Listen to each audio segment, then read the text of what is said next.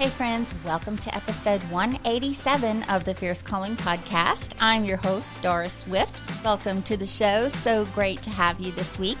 And we are talking today about how little habits can make a big impact. My guest is Christie Thomas, and she is the author of Little Habits, Big Faith. We are talking about how we can make an impact through discipling young lives that are entrusted to us by God, whether it's our kids, our grandkids, nieces, nephews, kids at church.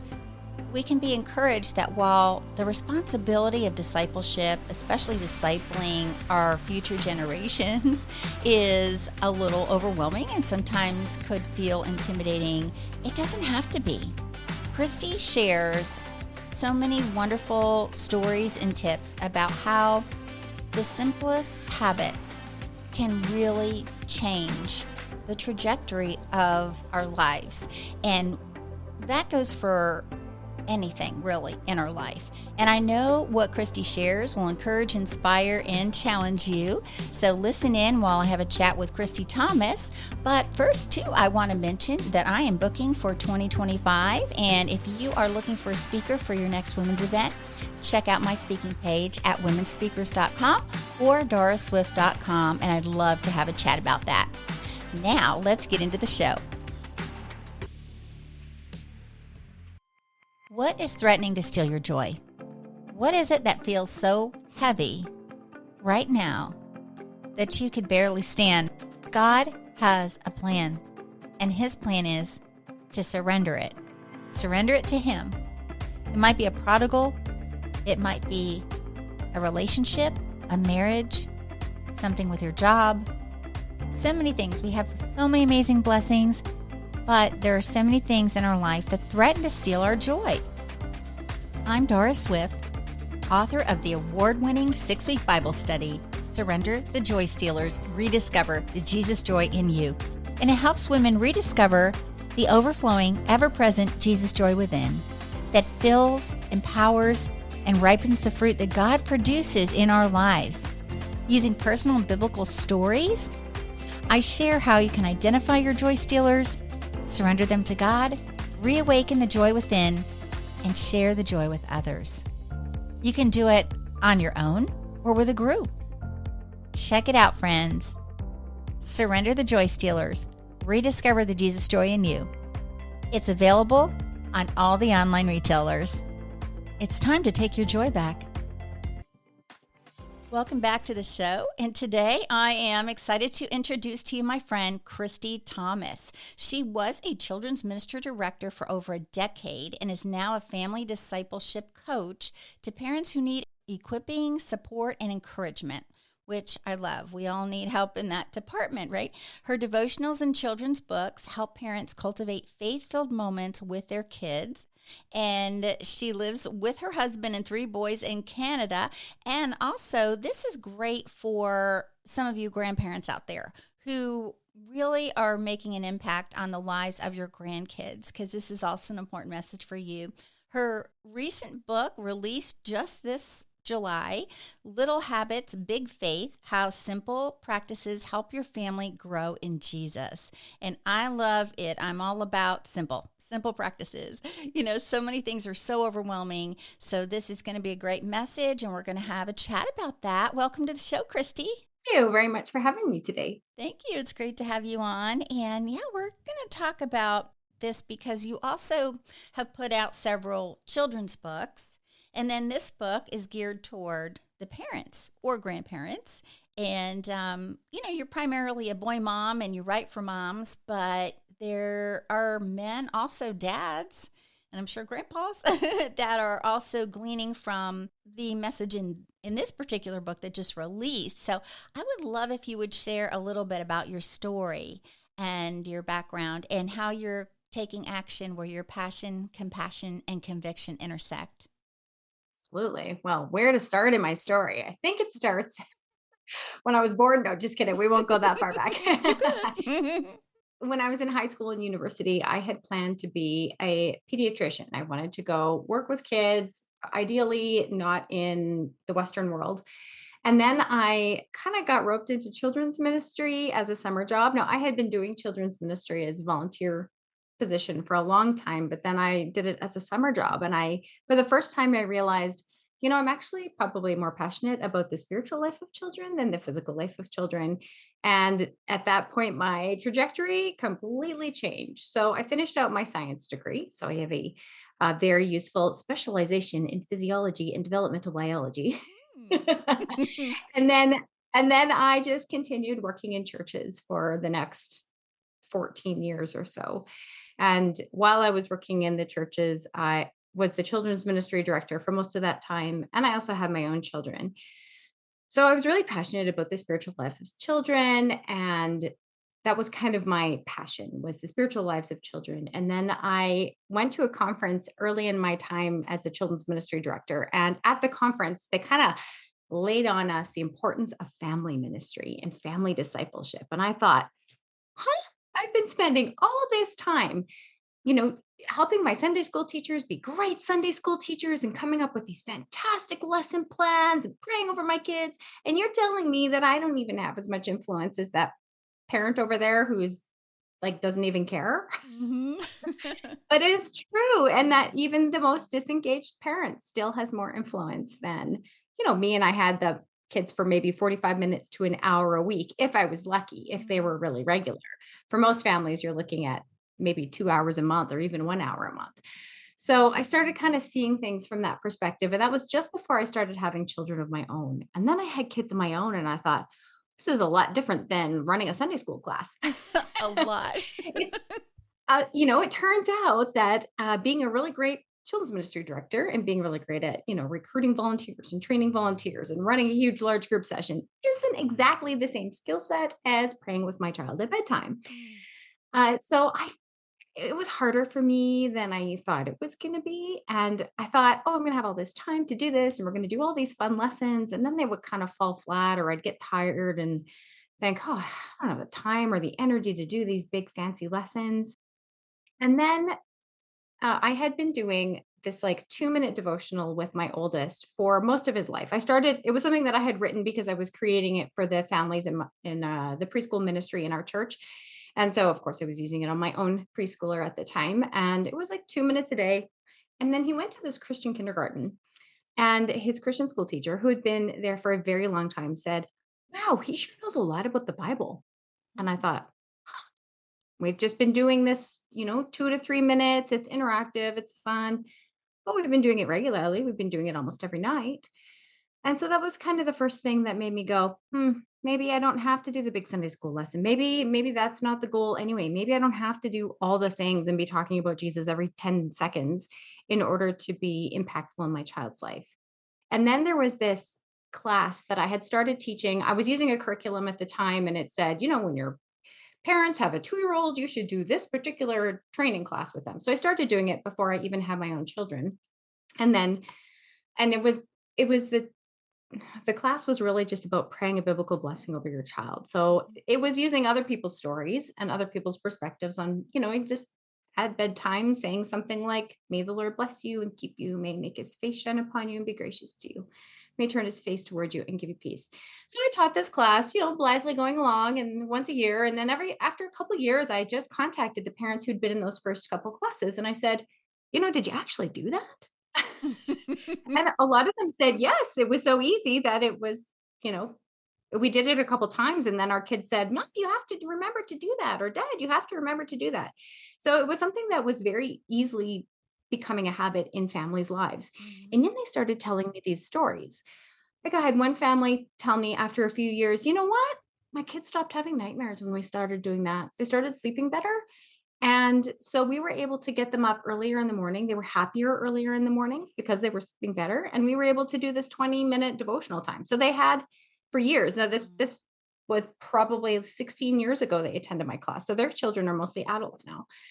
And so for the entirety of their child's lives, almost, they had this 20-minute Bible reading and prayer time because they started this 20-second thing before bed. And then another family was telling me, she had, and the story is actually in my book. They had adopted a child who had been born addicted to cocaine. Mm. And so it's just a really sad story. And, when those things happen, you're addicted to cocaine and alcohol as a child, it changes your brain. And so the doctors had told her, this child is never going to be able to memorize things. This is just not something this child is going to be able to do. Mhm. And he's also not going to be able to like apply things. And one day she walked in and she heard her child telling his little sister, don't be afraid or discouraged, for the Lord your God is with you wherever you go. And Wow. so he had not only memorized it, he was applying it. Mm. And so this tiny little habit had literally rewired his brain in some small way. And that child got baptized recently, which I love. Praise God. Wow. That is a powerful Right? story. Yeah, that is Yeah, powerful. so amazing. Just this and this tiny little thing. So this is where my compassion is now. So my passion is for children to know that Jesus loves them and to grow up knowing he loves them and how that can impact their lives forever. My compassion is for parents who think that they have to do all the things. They have to do a Sunday school lesson. Their kids have to be listening intently at every moment in order for them to be effective at discipleship. And which often, it's those uh, expectations that keep us from doing anything. They often just make us go, if I can't do it right, I'm just not going to do it at all. Mhm. But really, we can do it. We don't have to know it all. We don't have to do it all because God is the one who changes our kids' hearts anyway. He's the one who takes the small gifts, the little things, and makes them big. He takes the widow's mite and says, that's bigger than the huge gifts that these rich people are giving. He takes 5 loaves and 2 fish. He takes 300 men and uses them to fight an army like 100 times their size. This is who our God is. He takes the little things and he makes them big. So I am very passionate about helping parents know that they don't have to do all the things or be all the things. They just need to start little. And when you start little, not only are we trusting that God is going to save our children instead of us, because we could never save our children anyway. Mhm. So it's almost like this intentional, I'm going to start little because know that when I am weak, God is strong. And so it's putting our place in its right place and God in his place. But it also solves a lot of the problems that we have with family discipleship. So a lot of parents tell me, well, I don't have enough time, or my kids are too squirmy, my teenagers aren't interested, my husband's not interested. But starting little actually solves all those problems. If you don't feel equipped or you don't have enough time, just start something that takes 20 seconds. Pray a blessing, pray the Lord's Prayer with your child. Something super simple. It solves the problem of your little kids or your big kids not being interested because you don't have to keep their attention for 20 minutes, just 30 seconds. Yeah. And if your spouse isn't interested, Mhm. usually something small isn't going to, it's not going to step on their toes. Yeah. They feel like, okay, I can do this. Exactly. And it actually solves all the problems when we just put ourselves in our place and God in his and Mhm. start little. Yeah. And the way that God gave you this heart for doing things by steps and take small bites at a time, and how you actually saw the fruit of what was happening when you were able to equip, because basically that's, God equips us and then he uses us to equip others. You equip the parents to be able to do these things with their kids. And the fruit of it being that, for one thing, the kids were soaking it in like a sponge, but they were experiencing peace.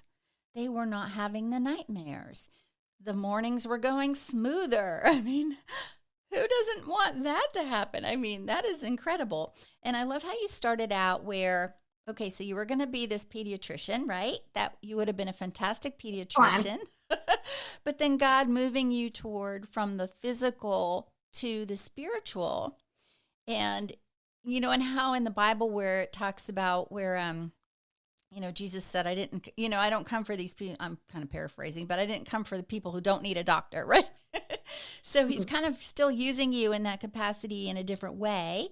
And, that's fantastic. And I'm sure that your degree has helped in a lot of different ways, because how in the world can we ever deny there's a God when we go through science, and learn all that? But he used you as a children's director even before you were a mom. So I think that's powerful because there are probably women who are listening right now who might be children's ministry directors. They may or may not have their own children, but they can relate to some of the things that you were saying and the change in perspective, that it turned more into like a family ministry type of position where you could engage the parents and partner with them.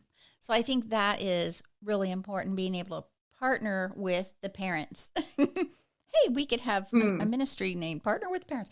But I remember because I started out in children's ministry volunteering, and because I love teaching. I always thought I was going to be a teacher, but I didn't wind up being a school teacher in school, but I wound up doing Sunday school, or whatever the name of the ministry was at the time, Kids City, or, and so God gives us the desires of our hearts, and it doesn't often look the same as we would think that it should look, and it's still fulfilling a dream or fulfilling a passion.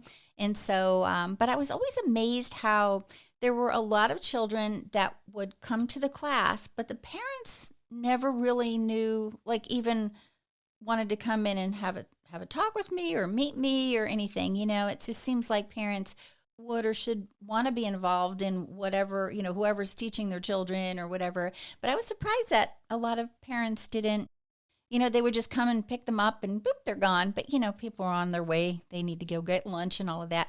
But I like how when you were in that role, you created this partnership with the parents to help them. And I'm sure they loved it. And they're probably still talking about you, Christy.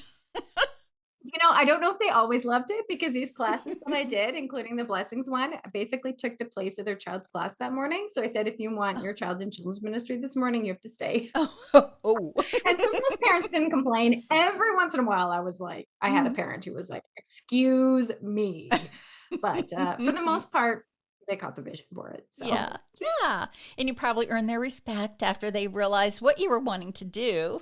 And it made a big difference in their child's lives. And so then you went on from being the children's ministry director. And then when you went on from that, where did God call you next when he moved you along in your calling? well, in 2017, actually, was when I started feeling like, I think I am moving more into family ministry. And so I had talked to my church leadership, and they said, no, we don't really want you to shift in your role. We would like you to remain mostly children's ministry. And so over the next year, I kind of phased out and realized if I was going to do more family ministry stuff, it was going to be kind of on my own. And it worked out, actually, because at that point I had contracts for my 2 picture books. And so between me and my husband and the church leadership, we decided, okay, I'm going to give you another 9 months. I'm going to train my replacement, and I am going to kind of branch out on my own and do more family ministry and writing. And this was just going to be the next phase in my journey. And so I worked at home for 1 year. I'm laughing because I quit my job so I could work from home. And then a year later, I started homeschooling. And Yeah. my husband was like, so you quit your job so you can work from home. When are you going to work now? And he wasn't wrong, but there were definitely some doors that actually only opened up after I was obedient about the homeschooling part. So I had felt like God had wanted me to homeschool for several years. And it kind of didn't work out. We needed the income that my job brought. I loved my job. It was good for me. It was good for our family. So, but I kind of had this homeschool thing in the back of my heart. And then after a year of working from home, it kind of came up again in a pretty big way. And I thought, okay, we're going to try this. Yeah. And we tried it. We haven't looked back. So we just finished our 5th year of homeschooling now. And my oldest is going into high school next year. So we're in. Nice. Yeah. Wow. And that is work. You were definitely working, Yes. and still working at it. But that's exciting. So do you like gather with other homeschool parents? Yeah, for sure. So we have a couple of groups that we're with. The way that, yeah, anyway, we have a group that we meet with on Tuesday afternoons, and we do our science class together. And then we have another group, a more local group, that we meet with at a church on Fridays and basically spend the day with them. Some of it is kind of classroom-ish time, and then Mhm. some of it is just hang out at the park time together, Mhm. building friendships. That was really important for us. So we have kind of various groups that we're part of, and lots of things that we're part of. So we get out a lot, sometimes a little bit too much. Yeah, it's good though for all those connections. And then when you were talking about you had the book contracts for your children's books. Were there's the was that the Quinn series or tell us about that? Yeah, so they are these 2 books that kinda came out of my heart for children who were dealing with some hard things. So, Quinn's Promise Rock is for children who are dealing with anxiety. Well, lots of children like them. It's not just for kids who are dealing with anxiety, but it Mhm. does kinda answer the question, "Where is God when I'm anxious and when I'm scared?" And so that was the point of that one. And then Quinn Says Goodbye is Where is God when life hurts? Mm. And it has this most beautiful little story in it. I loved it anyway. The most beautiful little story about a friend that she makes who then goes away. It's almost like a fostering situation. And then the friend goes away and she's quite upset because she wanted the friend to stay with her forever. Mm. Um, and she discovers, as I've discovered along the way in my own journey, that even when life hurts, that doesn't mean that God is displeased with you or that He's left you. It just it's just a fact of this broken world that we live in, and God promises to be with us and to be our friend and walk with us through the dark valley. Yeah. Amen. And I love that the books help another resource for parents too. And I mean, when kids are old enough and they can read it on their own, but it is nice to have those resources that address the things that are happening with children because I think there's been times where it's overlooked, in children when they're struggling and they may not show it as much, or maybe it might manifest in different ways, like in behavioral issues and things like that, when they are really in fear or they're anxious or they're worried or there's something going on, that maybe they haven't shared with someone. And these books and stories are a great way to open up conversation and dialogue and have the children feel comfortable sharing maybe what they're feeling that they may not have thought they were able to do or had permission to do, you know and because sometimes it's hard when, especially when kids see their parents struggling with something, or there are many single parents out there that struggle and the kids don't want to be a problem or a burden. So I think these books are really helpful in that way as well. And they're beautiful. The covers are beautiful. They're beautifully done. And so then you have this other book that just came out. When did you start writing that book? How did that book actually, it came out of these lessons that you had been teaching over the years, right? It definitely came out of all the lessons that I've been teaching and the things that I had been learning. And I started for my own sake reading these books about habit formation and thought, oh, this is why some of these things work. And I kept just digging deeper into the power of these little habits, Hmm. just in the sociology and psychology world. That's probably my science degree Yes. uh, in putting into that.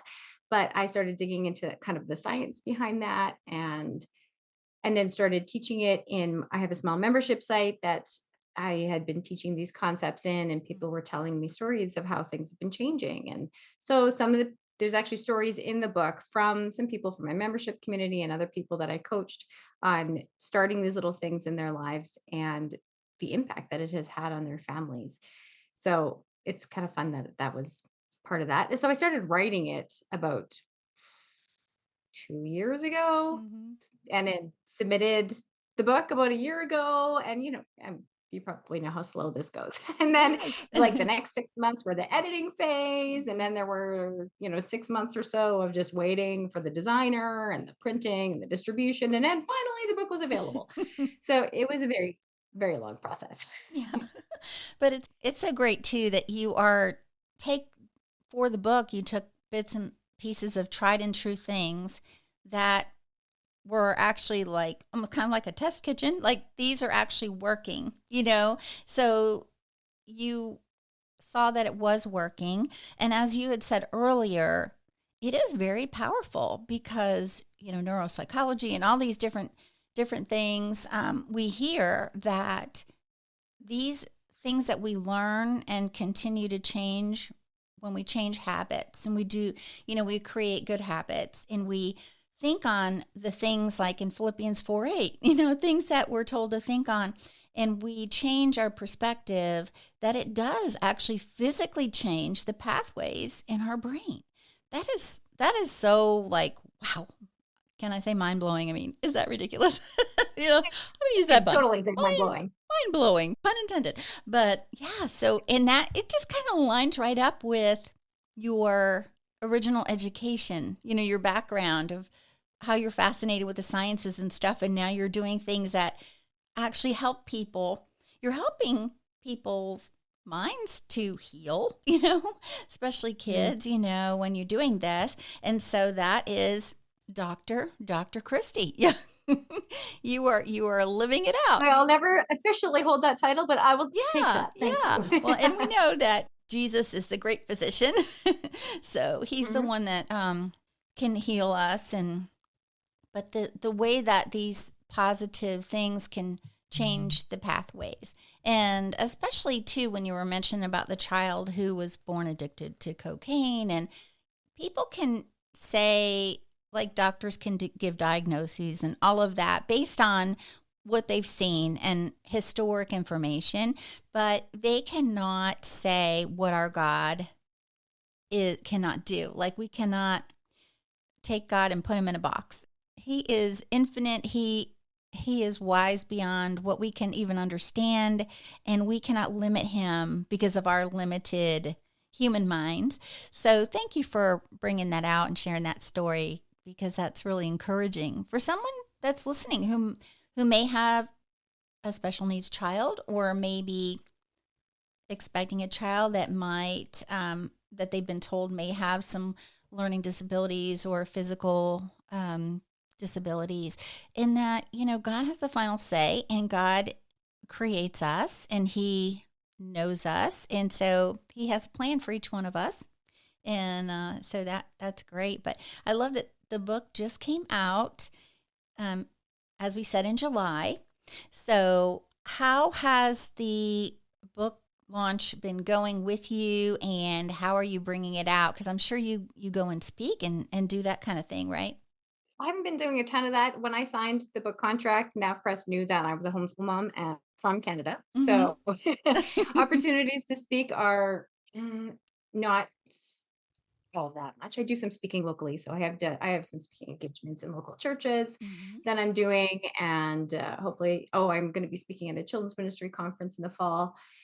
But I don't do a ton of that. Most of the stuff that I do is podcasts, blog posts, social media, which I'm really grateful that my publisher has been open to that kind of launch, I suppose, instead of feeling the need for, book tours or all those physical things, because that doesn't work super well with mom. Yeah. And sometimes they don't work super well at all, so that's true. You can reach a lot more people through a podcast or a radio show, or, then sometimes you can going and sitting in a bookstore where you may or may not have a lot of traffic, depending on what other events are going on that day, and so it is good. I got to tell you my story. So we have one tiny Christian bookstore left in so I live near the capital city of Alberta, and there's one tiny Christian bookstore left. That's probably about the size of my kitchen and living room put together. It's very tiny. And I did do a book signing there a couple of years ago, and it's so tiny that the aisles are like right next to each other. So they had me in like a little TV tray sitting between the aisles. And I think I talked to like 3 people that day.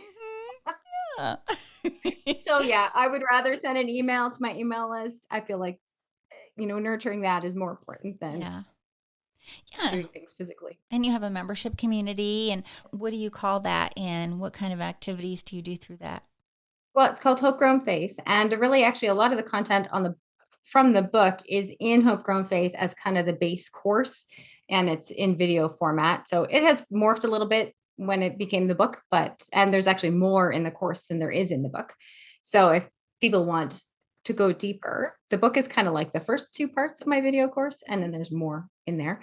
But then every month I do a monthly mom mentor. So something like this, where we just chat and discuss something about family discipleship. And then I have a family Bible study that I put out every month.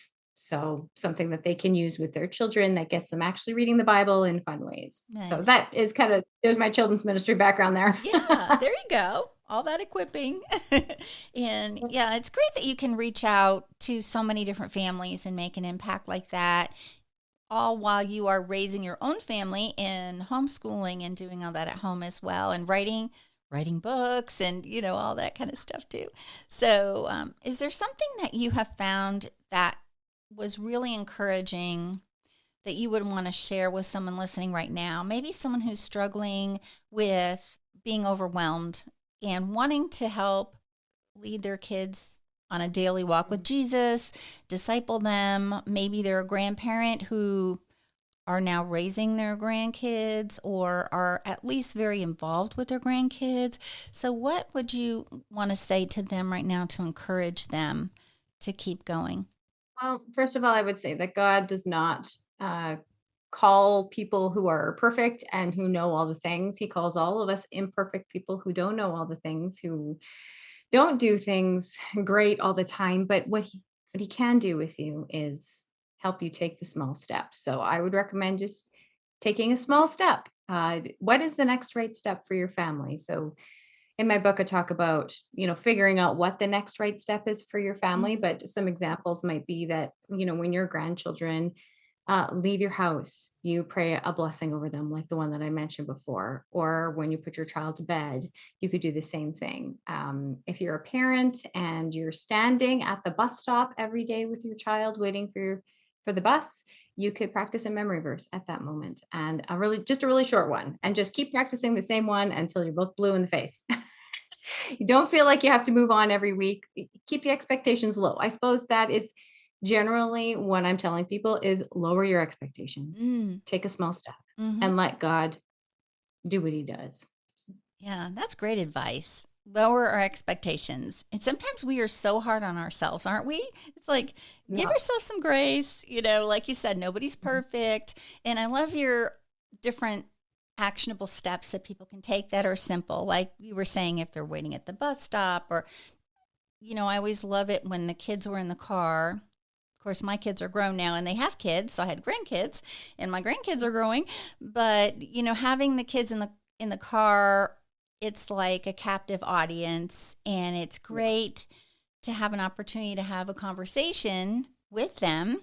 And, and I've always learned to ask open ended questions and not the closed ended questions, because you're only going to get no, okay, how was your day? Yeah. Good. It's like, tell me about da da da, and then they're like, I mean, Mhm. sometimes it's still like, I can't think of anything. But anyway, but some of the greatest conversations come out of like you're saying, the simplest things and the steps that people can take to just change their habit. What are some great ways that they could maybe begin a little habit today? You were talking about some of those actionable steps. Do you have anything else that you would say would be a great little habit to start?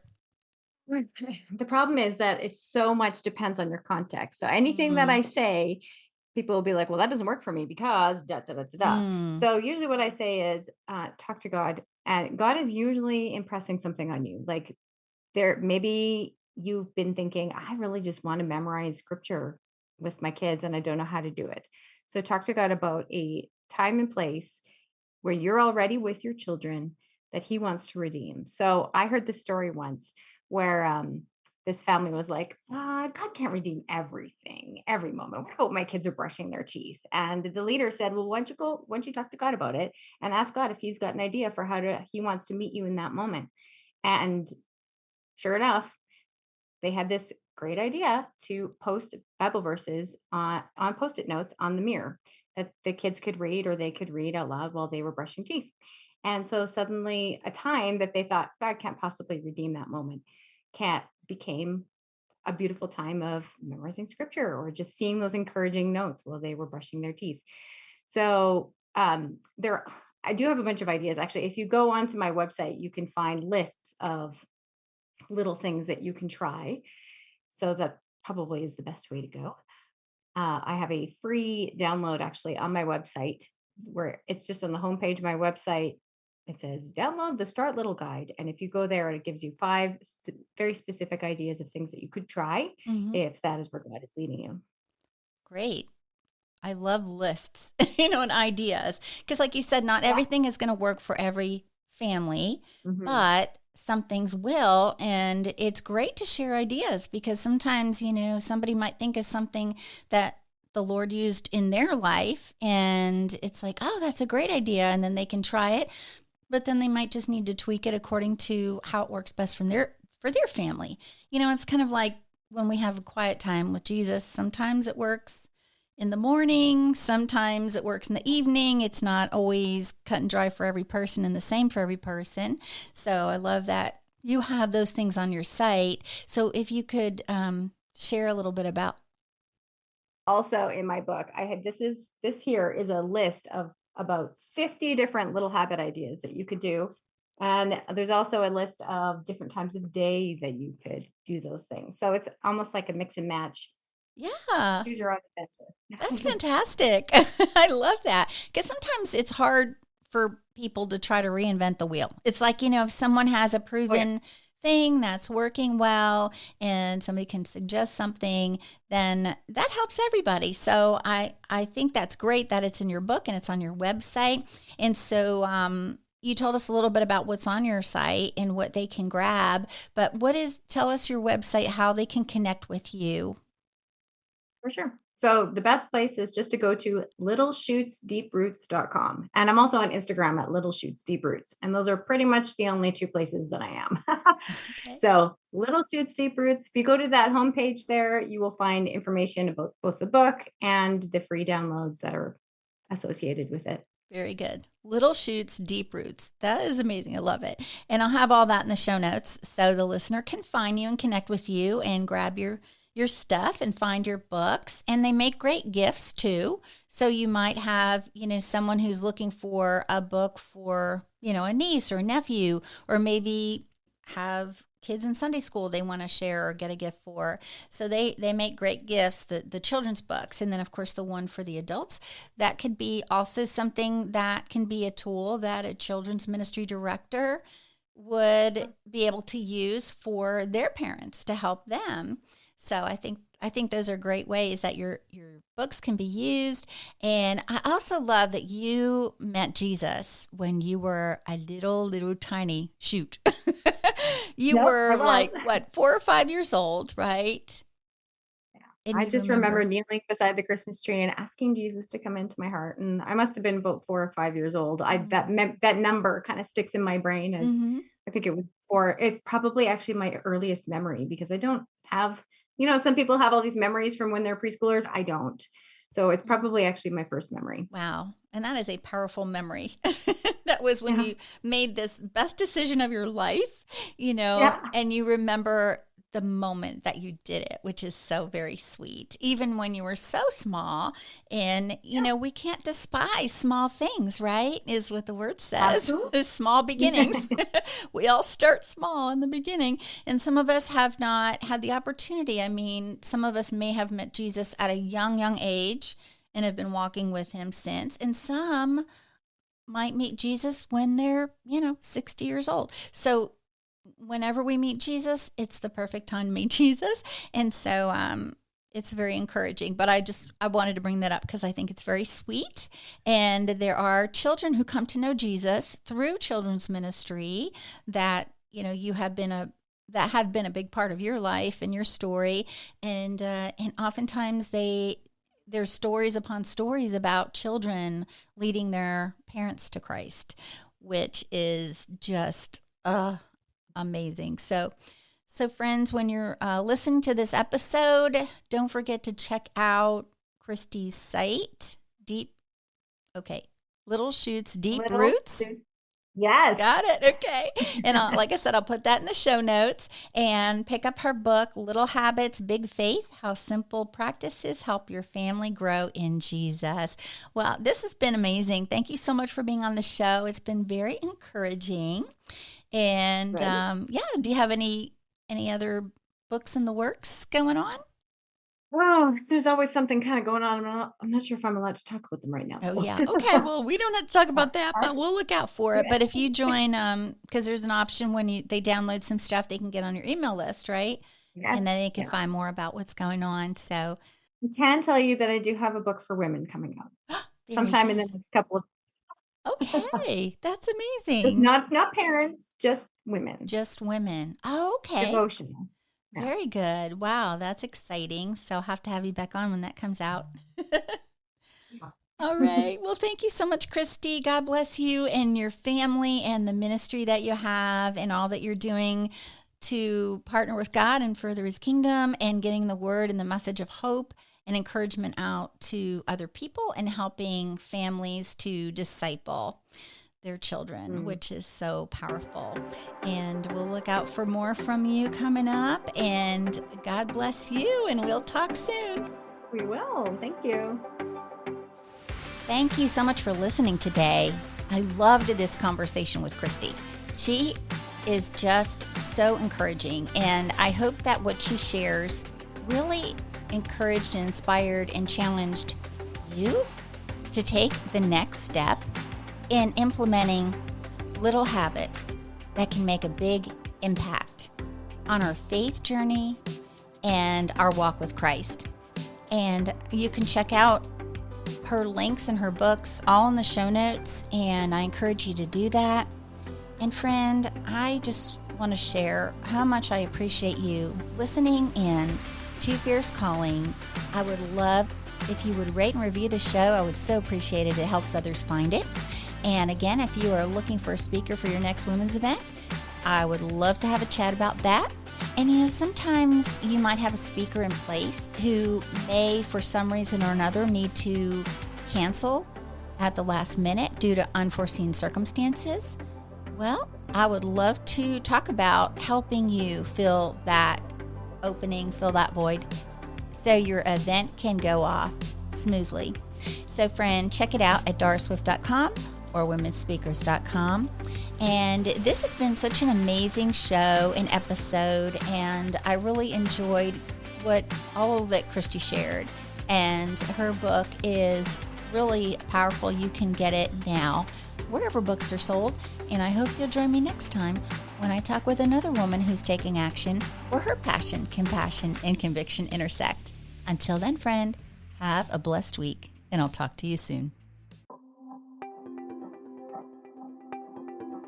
Thank you for listening to this episode that is part of the Spark Media Network that can now be heard on the Edify app.